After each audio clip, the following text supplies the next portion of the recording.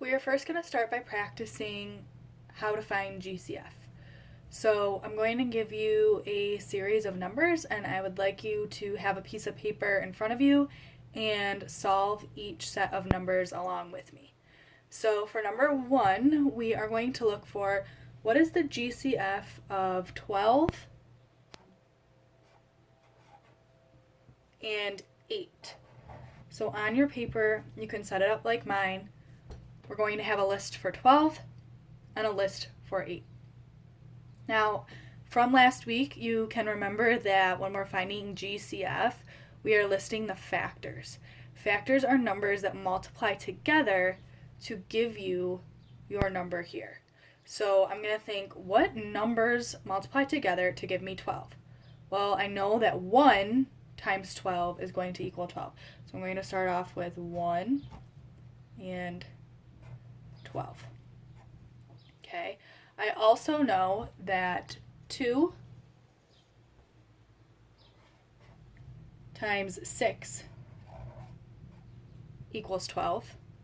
And I know that 3 times 4 equals 12. Now, if I was using my multiplication chart, okay, I see 12 in the rows for 2, so I know I already got 2 and 6. And I see 12 in the row for 3. I already got 3 and 4. I don't see 12 in the row for 5, so I know that it's not a factor of 5. Next, you're going to list your factors for 8. So we can start with 1 and 8. And then I'm thinking, okay, what other two numbers multiply together to equal 8?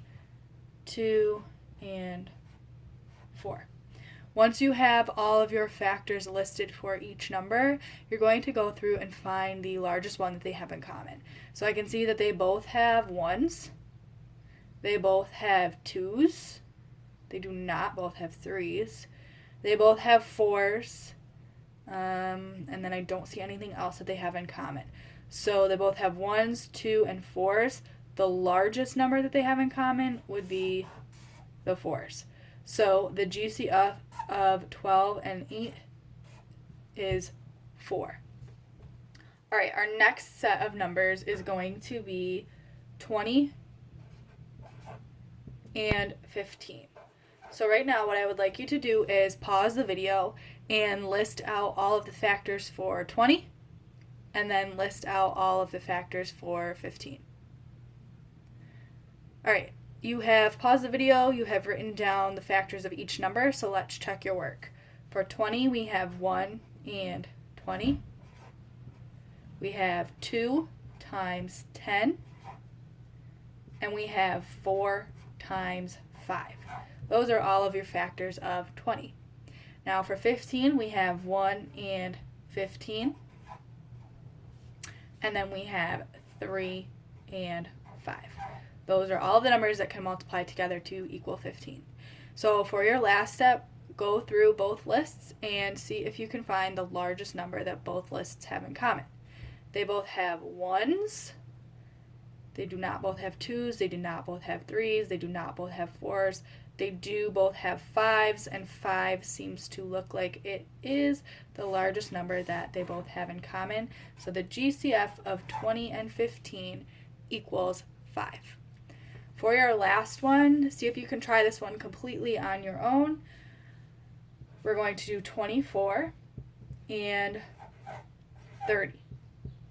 So take a minute and think about all the numbers that can multiply together to equal 24. Go ahead and list them out. And then all the numbers that can multiply together to equal 30. Go ahead and list them out. And then see if you can find the largest number between the two pairs of numbers here.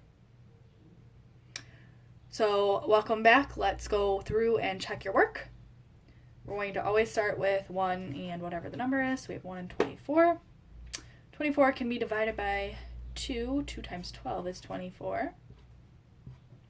3 times 8 is 24. And 4 times 6 is 24.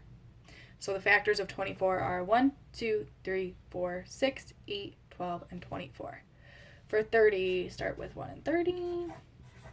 I know that 2 times 15 is 30, and 3 times 10, and 5 times 6. So your factors for 30 are 1, 2, 3, 5, 6, 10, 15, and 30.